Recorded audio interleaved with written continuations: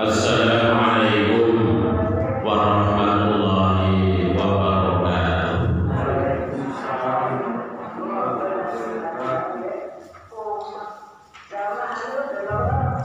Alhamdulillah. Alhamdulillahilladzi arsala rasulahu bil huda wa dinil haqq liyudhhirahu 'ala dini kullihi walau karihal kafirun. Asyhadu an la ilaha illallah wahdahu la syarika lah wa asyhadu anna Muhammadan 'abduhu wa rasuluh. Allahumma shalli wa sallim wa barik ala Muhammadin wa ala alihi wa ashabihi wa man tabi'ahum bi ihsanin ila yaumiddin, amma ba'd. Para binisku, bapak-bapak, ibu-ibu yang dirahmati dan diberkahi oleh Allah Subhanahu wa taala. Alhamdulillah, segala puji dan syukur senantiasa kita panjatkan kehadirat Allah Subhanahu wa taala atas segala limpahan nikmat yang Allah berikan kepada kita bersama. Mudah-mudahan salawat serta salam senantiasa tercurah kepada junjungan kita Nabiullah Muhammad sallallahu alaihi wasallam. Mudah-mudahan juga kepada keluarganya, sahabatnya, dan juga seluruh umatnya yang setia kepada sunnahnya. Bapak Ibu yang dirahmati oleh Allah Subhanahu wa taala, pada kesempatan pagi hari ini kita akan membahas tentang kebaikan, al-khair. Di dalam surat Ali Imran ayat 104, Allah Subhanahu wa taala menyatakan, A'udzu billahi minasyaitonir rajim. Bismillahirrahmanirrahim. Wal takum minkum ummatun yad'una ilal khair wa ya'muruna bil ma'ruf wa yanhauna 'anil munkar. Wal takum, dan hendaklah ada minkum, di antara kalian, ummatun, satu umat, satu golongan, satu kelompok, yad'una ilal khair, yang menyeru, menebarkan kebaikan. Di sini Allah Subhanahu wa taala menggunakan kata al-khair untuk menunjuk kata kebaikan. Memang kalau kita rujuk di dalam Al-Quran, kata al-khair itu banyak istilah atau terma yang digunakan oleh Allah Subhanahu wa taala untuk menyebut kebaikan. Ada disebut dengan al-ma'ruf, yang maknanya itu adalah kebaikan yang dikenal. Ada yang disebut dengan al-hasanah, yang artinya baik ataupun kebaikan, yang artinya ada juga disebut dengan at-thayyibah, yang artinya adalah baik dan suci.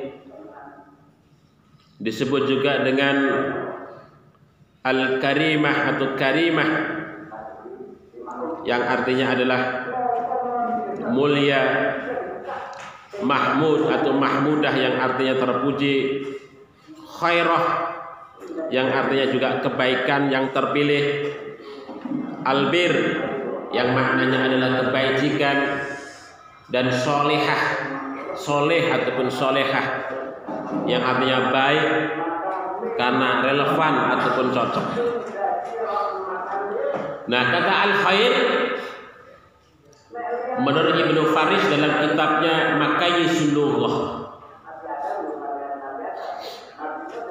itu beliau menyatakan bahwa kata al-khair itu ada 3 hal disebut sebagai al-khair. Yang pertama bahwa al-khair itu maknanya adalah al-mail, dari kata mala yaminu, yang artinya adalah berkecenderungan. Mengapa kata al-khair itu disebut dengan al-mail yang maknanya adalah berkecenderungan? Karena yang namanya al-khair, kebaikan itu adalah dicenderungi, disukai oleh setiap diri manusia. Bahkan orang jahat sekalipun itu senang dengan kebaikan. Jadi kebaikan itu tidak sekedar disukai oleh orang-orang yang baik.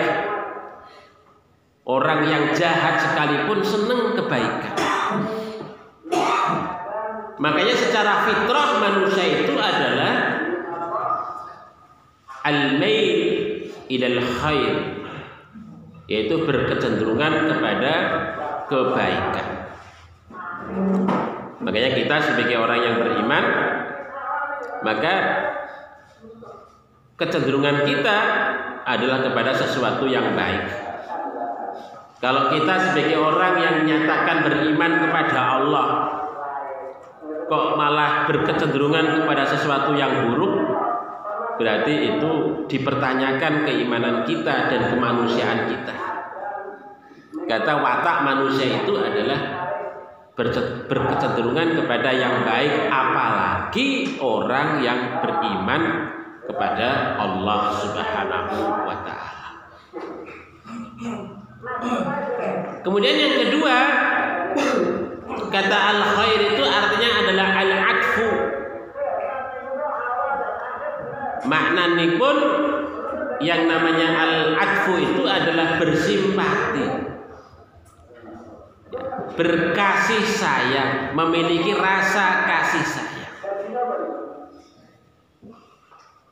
Maksudnya bahwa kebaikan itu, Bapak Ibu yang dirahmati oleh Allah, itu akan menumbuhkan kasih sayang di antara sesama umat manusia.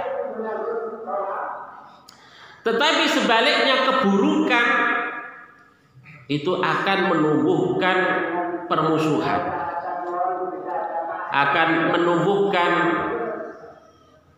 berbagai hal keburukan yang timbul di tengah umat manusia, konflik, perpecahan, iri hati. Itu karena faktor keburukan, ya. Oleh sebab itu maka al-khair disebut dengan rasa kasih sayang ataupun bersimpati itu karena itu akan menumbuhkan itu semua di tengah-tengah kehidupan kita sebagai orang-orang yang beriman. Jadi tidak sekedar tumbuh rasa kasih sayang itu di antara kita orang-orang, di antara kita sebagai umat manusia, tidak. Bahkan makhluk yang ada di langit, bahkan Allah Subhanahu wa ta'ala itu menyenangi, menyayangi orang-orang yang berbuat baik. Apakah dia itu orang yang beriman ataukah bukan yang beriman, itu juga Allah senang. Apalagi kok kita sebagai orang yang beriman berbuat baik, Allah Subhanahu wa ta'ala senangnya itu berlipat-lipat. Kemudian yang ketiga, menurut Ibnu Faris bahwasanya al-khair itu disebut dengan al-karam, yang artinya adalah kemuliaan. Kemuliaan. Mengapa begitu? Karena orang yang melakukan perbuatan khair itu, perbuatan baik, akan mulia, ya, akan mulia, diberikan kemuliaan oleh Allah Subhanahu wa Ta'ala. Tetapi sebaliknya, orang-orang yang berbuat buruk, tentu dia akan mendegradasi, menurunkan derajatnya manusia dari mulia kepada sesuatu yang buruk. Celaan akan muncul untuk dirinya, baik dari manusia, bahkan makhluk yang ada di langit, bahkan Allah juga mencelanya. Tetapi bagi orang-orang yang berbuat baik, itu disebut dengan al-karam, mendapatkan kemuliaan. Itu ya, mendapatkan kemuliaan di sini bisa jadi mulia di sisi manusia, tapi juga mulia di sisi Allah Subhanahu wa Ta'ala. Bagi manusia tentu ketika ada orang yang berbuat baik, banyak orang yang akan memujinya, banyak orang yang akan memuliakan, akan menghormatinya, ditempatkan secara khusus oleh manusia, akan dikenang jasanya, kebaikannya itu. Itu manusia. Apalagi kok Allah Subhanahu wa Ta'ala yang catatannya itu tidak akan pernah hilang.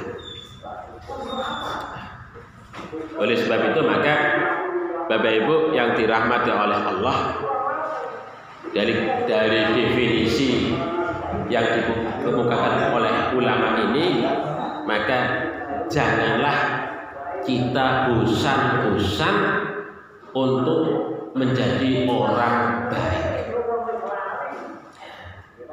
Jadi jangan pernah bosan kita itu untuk menjadi orang yang baik. Memang godaannya banyak, tantangannya banyak untuk menjadi orang yang baik itu. Tetapi kita tidak akan pernah bosan untuk menjadi orang yang baik. Karena itu perintah Allah Subhanahu wa Ta'ala, baik di dalam Al-Quran ataukah lewat lisannya Kanjeng Nabi Muhammad Sallallahu Alaihi Wasallam. Bapak Ibu yang dirahmati oleh Allah Subhanahu wa Ta'ala, kemudian para ulama membedakan kebaikan itu, ya, ada yang bersifat umum dan ada yang bersifat khusus. Jadi kebaikan menika ada yang khairun mutlak, kebaikan yang bersifat umum. Maksudnya kebaikan yang bersifat umum itu adalah segala sesuatu itu disenangi oleh siapa saja, kapan saja, di mana saja. Itu maksudnya kebaikan yang bersifat umum.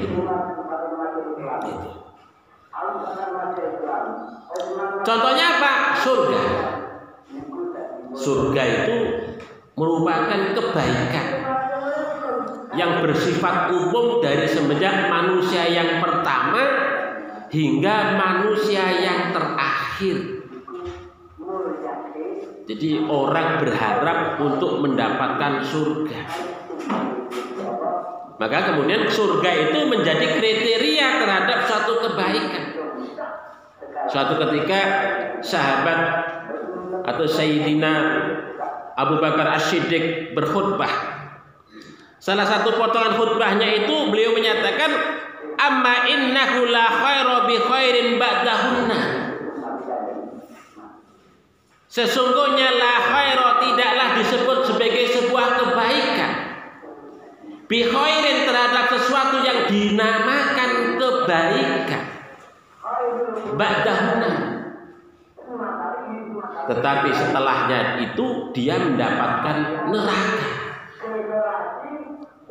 Jadi tidak disebut kebaikan kalau ujung-ujungnya itu neraka. Ada sesuatu kok menurut persepsi manusia itu apik, tapi kok itu diancam oleh Allah neraka, itu bukan kebaikan. Demikian juga sebaliknya kata Sayyidina Abu Bakar, wala syarra bi syarrin, wala syarra tidaklah dinamakan keburukan bi syarrin terhadap sesuatu yang namanya itu keburukan, ba'dahul jannah, tetapi setelahnya kok mendapatkan surga. Jadi kalau ada persepsi manusia menyatakan ini buruk, itu buruk, tetapi kok kalau Allah Subhanahu wa taala memberikan jaza, memberikan pahala surga, itu bukan keburukan, itu kebaikan. Begitu Bapak Ibu. Dan kriterianya itu adalah al-jannah. Dan jannah ini adalah merupakan cita-cita tertinggi bagi setiap diri manusia dari semenjak manusia yang pertama.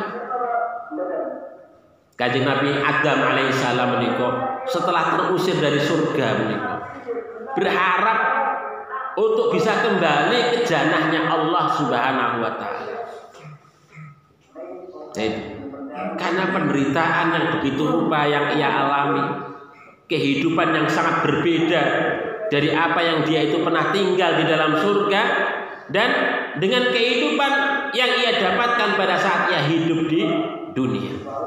Maka dia ingin, berharap, bercita-cita, demikian juga anak cucunya, manusia semuanya, untuk bisa kembali ke dalam surganya Allah Subhanahu wa taala. Makanya surga itu menjadi harapan, menjadi cita-cita setiap diri manusia dari semenjak Nabiullah Adam, manusia yang pertama, hingga manusia yang terakhir. Bapak Ibu yang dirahmati oleh Allah Subhanahu wa taala.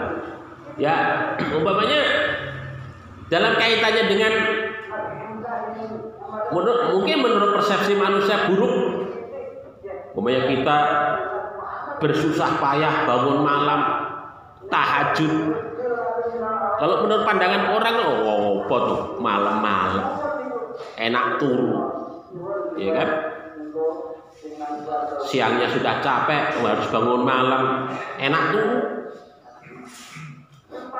Tetapi Allah Subhanahu wa taala bangun malam dengan kita taqarrub, dengan kita ibadah, ta'abbud kepadanya, itu kan jannah. Kata Allah, fatahajjat bihi nafilatan lak asa ayyab'atsaka rabbuka maqaman mahmuda. Bertahajudlah kalian, bertahajudlah engkau wahai Muhammad, bertahajudlah engkau wahai kaum muslimin, nafilatan lak, sebagai tambahan ibadah bagimu. Asa ayyab'atsaka rabbuka maqaman mahmuda, maka Allah Subhanahu wa taala akan membangkitkanmu, akan menjadikanmu maqaman mahmuda, yaitu menempati kedudukan yang terpuji baik dunia maupun akhirat. Itu kan janji Allah Subhanahu wa taala. Maqaman mahmuda di akhirat itu kan enggak ada makom yang mahmud selain daripada al-jannah, surga.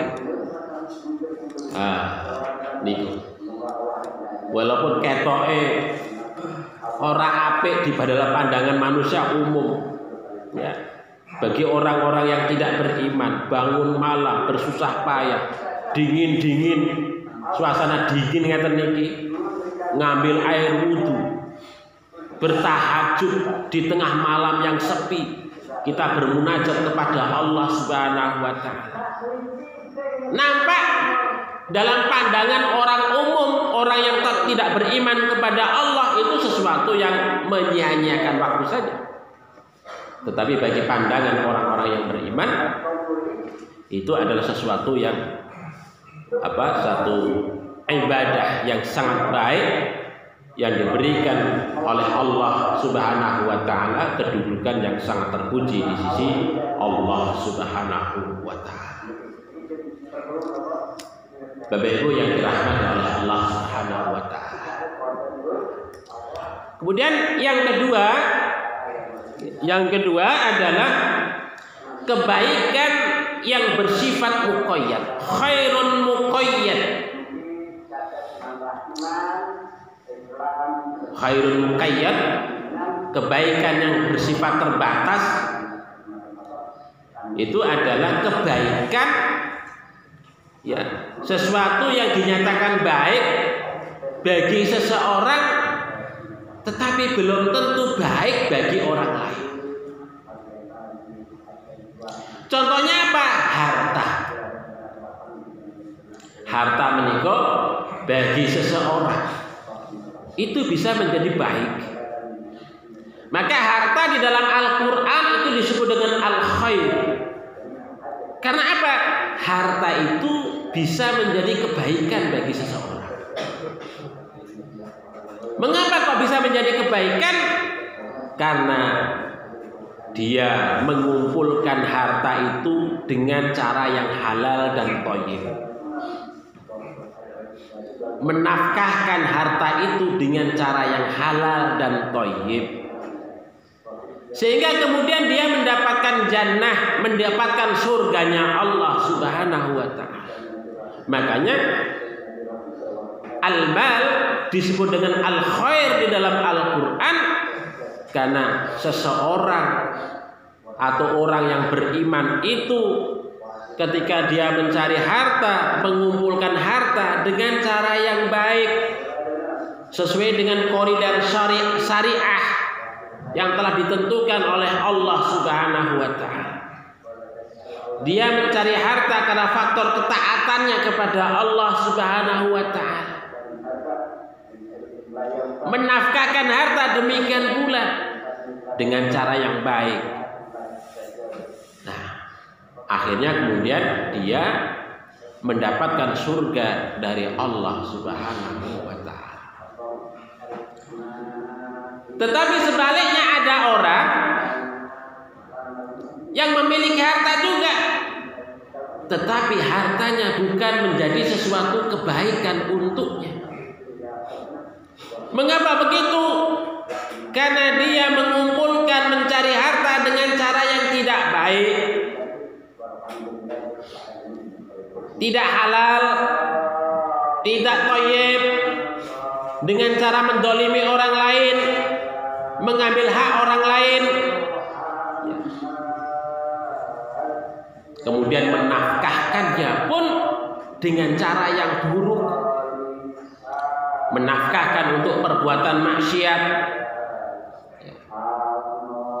untuk kemaksiatan kepada Allah Subhanahu wa ta'ala, jauh daripada ketaatan kepadanya, sehingga harta yang ia kumpulkan walaupun dia itu nampak terlihat mulia di hadapan manusia dengan hartanya itu, karena dia bergelimang harta itu dihormati di depan manusia, tetapi harta yang ia kumpulkan itu menjadi bara api neraka yang akan membakar tubuhnya nanti untuk selama-lamanya. Itu namanya kebaikan yang bersifat terbatas. Oleh sebab itu, Bapak Ibu yang dirahmati oleh Allah Subhanahu wa ta'ala, maka ya supaya kebaikan itu terus menerus kita dapatkan, ya kuncinya adalah kembali kepada syariat. Jadi pandangan kebaikan itu tidak kemudian kita kembalikan kepada pandangan manusia, tetapi kebaikan itu harus kita kembalikan kepada pandangan syariat. Kalau kita menuruti kebaikan menurut pandangan manusia, maka berapa banyak manusia itu nantinya bukan kebaikan yang ia dapatkan, tetapi ancaman daripada api nerakanya Allah Subhanahu wa ta'ala. Fenomena sekarang ini kan fenomena hedonisme, Bapak Ibu sekalian. orang menikmati kesenangan itu begitu luar biasa. Ya, kesenangan indrawi itu kan itu yang meninabubukan kita. Orang pengen tampil keren, bagus, ya. Semuanya serba sulapan, kepalsuan. Orang pengen tampil kaya, yaitu dengan cara-cara yang tidak benar. Sehingga karena apa? Karena yang diraih, yang ingin diraih, yang ingin didapatkan adalah itu kenikmatan yang sifatnya indrawi. Pengen dilihat, pengen ditonton manusia, tampak mulia, tampak hebat, tampak wah. Tetapi semuanya adalah kita sekedar mengejar dan memenuhi hawa nafsu kita. Itu sekarang banyak hidup hedons, ya, gaya hidup hedons. Ya, semuanya di media sosial itu semuanya pengen ditampilkan, dilihat oleh orang. Kalau kepingin ditampilkan, dilihat oleh orang kan semuanya harus serba bagus, nampak apik-apik semuanya. Itulah gaya hidup hedon yang menghinggapi pikiran kita, dan itu merusak. Bapak Ibu yang dirahmati oleh Allah Subhanahu wa taala. Oleh sebab itu maka menurut perspektif ulama, ya, kalau kita merujuk kepada ulama fikih, umpamanya yang namanya kebaikan itu meliputi yang pertama adalah amal al-wajibat, segala sesuatu yang sifatnya wajib.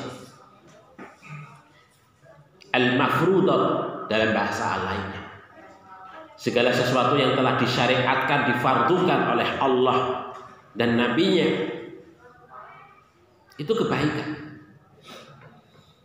Jadi dengan sholat 5 waktu itu baik, kebaikan. Zakat kebaikan, puasa kebaikan, haji dan umroh kebaikan. Ya. Itu namanya al-mafruḍah. Kemudian yang kedua ada al-masnunat, segala sesuatu yang disunnahkan, yang disukai oleh syariat, yang disukai oleh Allah dan Rasulnya.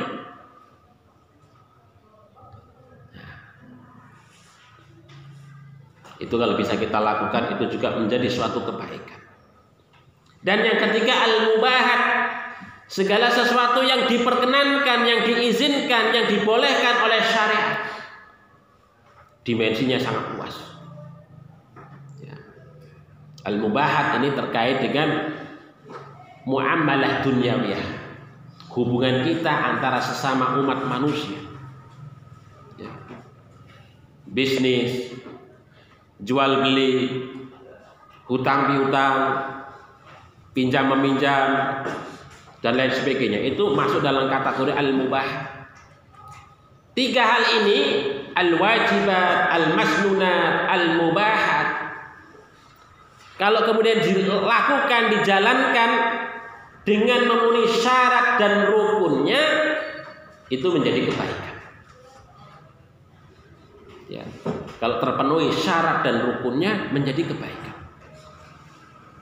Demikian juga ketika kita mampu untuk mencegah diri dari perbuatan-perbuatan al-muharramat, segala sesuatu yang diharamkan oleh Allah, ataupun al-makruhat, segala sesuatu yang dibenci oleh Allah dan Rasulnya, kita mencegah diri, maka itu juga termasuk dalam hal kebaikan.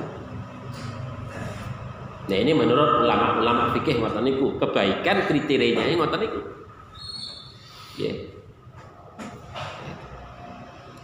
Ya memang para ulama fikih melihat kebaikan itu dari sisi zahiriyah, dari sisi lahirnya. Apa yang kita lakukan apa yang wujud yang dapat kita lihat. Maka kemudian dihukumi dengan al-mafrudat, al-wajibat, al-masnunat, al-mubahat, al-muharramat, al-makruhat, gitu ya. Begitu. Kemudian menurut ulama ahli hakikat, yang namanya kebaikan itu adalah i'tiqad. Mengapa begitu? Karena di dalam surat Al-Baqarah ayat 177 Allah menyatakan laisal birru an tuwallu wujuhakum qibalal masyriqi wal maghrib walakinal birra man amana billahi wal yaumil akhir.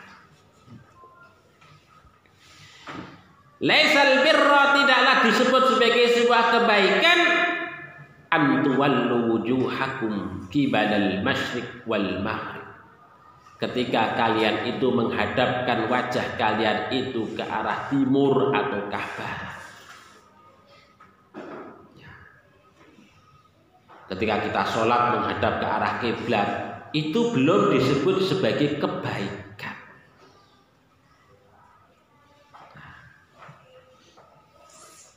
Walakinal birra man amana billahi wal yaumil akhir.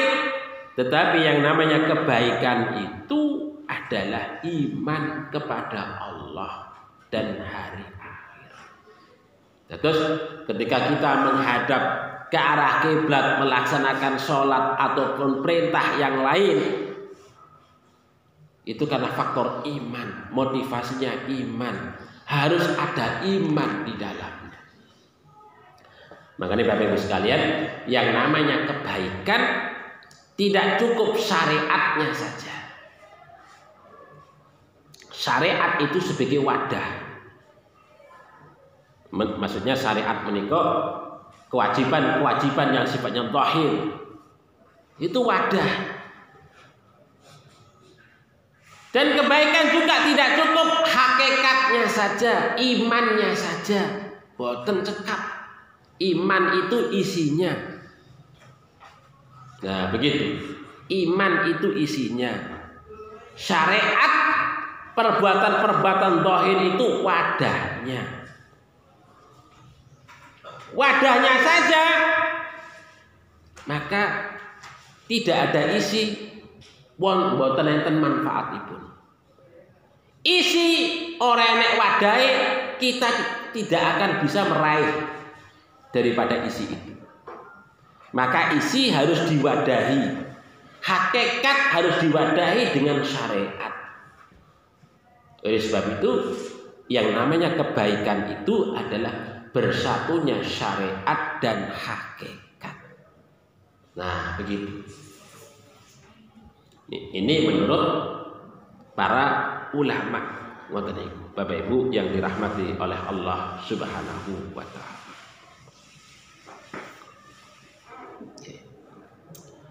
Kemudian jalan kebaikan. Kalau kita baca dalam banyak hadis Bapak Ibu sekalian. Ya. Ini urian detailnya di dalam banyak hadis disebutkan. Kebaikan menika dari yang remeh-temeh sampai kepada sesuatu yang sangat-sangat berat. Sebagai contoh namanya di dalam hadis yang diriwayatkan oleh sahabat Abu Dzar, beliau tanglet marang Kanjeng Nabi Muhammad sallallahu alaihi wasallam. Ya Rasulullah, ayyul a'mali afdal? Wahai Rasul, amal menopo ingkang lebih utama? Maka Kanjeng Nabi Muhammad sallallahu alaihi wasallam bersabda, qala al-imanu billah, yaitu iman kepada Allah. Yang pertama iman. Yang kemudian yang kedua wal jihad fi sabili, jihad di jalan Allah. Jihad dalam rangka untuk mempertahankan, membela agama Allah Subhanahu wa taala. Jadi ini iman itu perkara hati, kemudian dikontraskan dengan amal yang sifatnya zahir. Tapi puncak daripada amal jihad. Niku jihad menika puncak amal. Puncak amal dalam Islam itu adalah jihad. Nah, ini sangat berat sekali kalau jihad menika. Jihad ini kan korban harta, korban tenaga, bahkan nyawa sekaligus. Ya itu jihad di jalan Allah Subhanahu wa taala. Ini sangat berat sekali. Ya. Ini kebaikan Bapak Ibu sekalian. Kemudian yang kedua adalah zikir dan ibadah. Itu kebaikan-kebaikan yang bisa kita lakukan. Zikir ini kan sesuatu yang sangat ringan, yang dapat kita kerjakan kapan saja dan di mana saja. Itu zikir.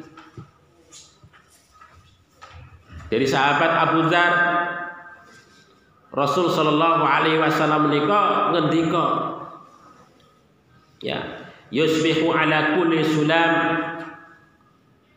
min ahadikum shadaqah.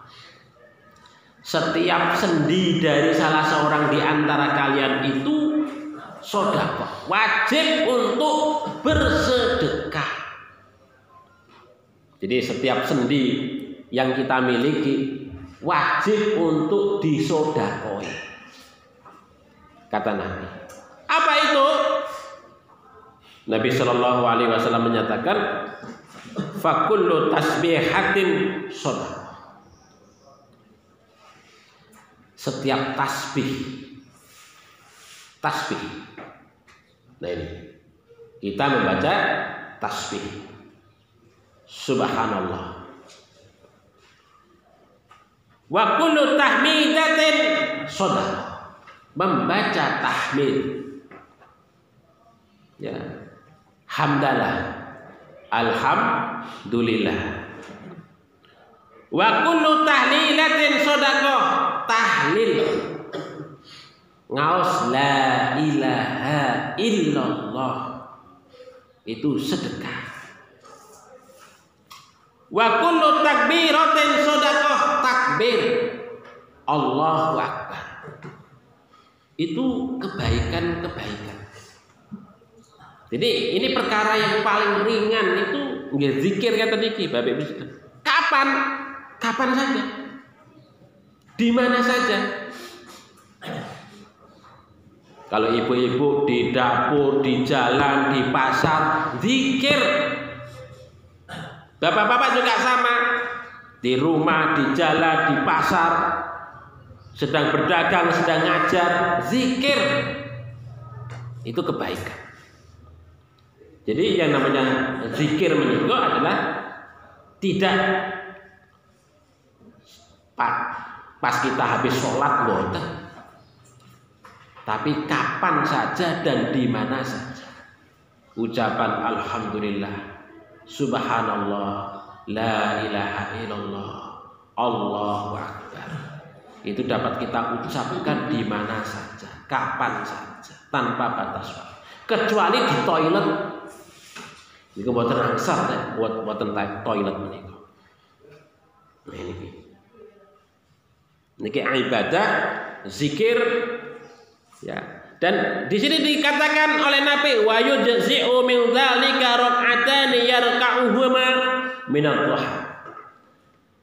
Dan zikir berupa tasbih, tahlil, tahmid, takbir menika dapat dicukupi dengan melaksanakan 2 rakaat sholat duha.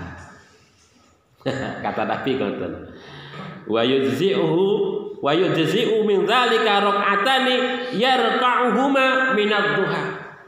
Kalau panjenengan kok rutin sholat duha, itu bisa mencukupi takbir yang harus jenengan sedekahkan tiap hari menika, zikir menika, itu bisa dicukupi dengan sholat duha. Ini ibadah, ini kebaikan. Kemudian selain zikir dan ibadah adalah berbuat baik kepada sesama, membantu orang yang membutuhkan bantuan. Jangan membantu orang yang tidak butuh bantuan, Bapak Ibu. Jangan. Jadi orang yang tidak butuh kita bantuan kita bantu, keliru. Jadi orang yang membutuhkan bantuan kita bantu. Menika. Di sini dicontohkan, ya adil di antara dua orang yang berperkara, menyelesaikan perkara dengan adil. Itu membantu orang yang sedang butuh bantuan. Berbuat adil kepada orang yang sedang berperkara. Ini terutama penegak hukum. Kemudian membantu orang mengangkatkan barangnya ketika dia tidak mampu, orang jatuh. Ketika ada orang jatuh kok, ya jangan lewat saja, kita berhenti, kita tolong karena butuh bantuan. Orang enggak kuat ngangkat barang, kalau kita rusuh kuat, kita berhenti, kita angkatkan barangnya. Itu nampaknya kecil, tetapi itu merupakan bentuk sedekah kita kepada sesama umat manusia. Nah, menika ini contoh-contoh yang kecil, yang artinya bahwa kita adalah berbuat baik kepada sesama. Kemudian yang ketiga adalah yang keempat adalah berbuat baik kepada makhluk hidup yang lain. Tidak sekedar sesama, tetapi makhluk hidup yang lain juga perlu bantuan kepada kita, Bapak Ibu sekalian. Di sini dicontohkan oleh Nabi Shallallahu Alaihi Wasallam. Ini binatang yang paling najis. Ketika butuh bantuan, ya kita beri bantuan. Anjing yang jelas-jelas air liurnya najis, kalau kelaparan, kehausan, ya kita kasih minum, kita kasih makan. Jangan kita biarkan, apalagi binatang-binatang yang lain. Begitu. Terus ini salah satu bentuk rahman kita, rahim kita, ya, kepada makhluk hidup. Ya. Allah Subhanahu Wa Taala menika senang sekali ketika kita memberikan bantuan kepada makhluk hidupnya. Ciptaannya itu sangat suka sekali, sangat senang sekali. Nah, niki dicontohkan dalam hadis menika adalah ada seseorang yang dia itu kehausan begitu sangat, menemukan sumur ada air yang bergembira, senang sekali.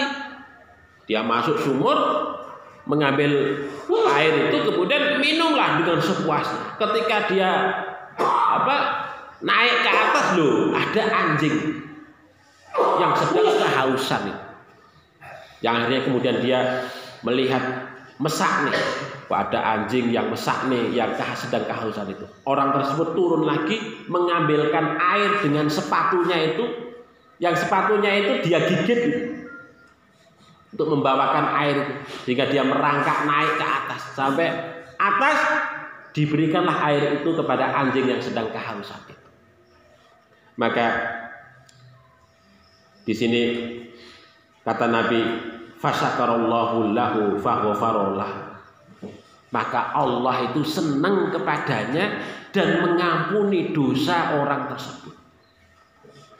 Maka kemudian sahabat Abu Hurairah bertanya kepada Nabi, atau para sahabat yang lain bertanya kepada Nabi, ya Rasulullah, inna lana fil bahaim ajran. Rasulullah, apakah kami itu akan mendapatkan pahala ketika kami berbuat baik kepada binatang itu?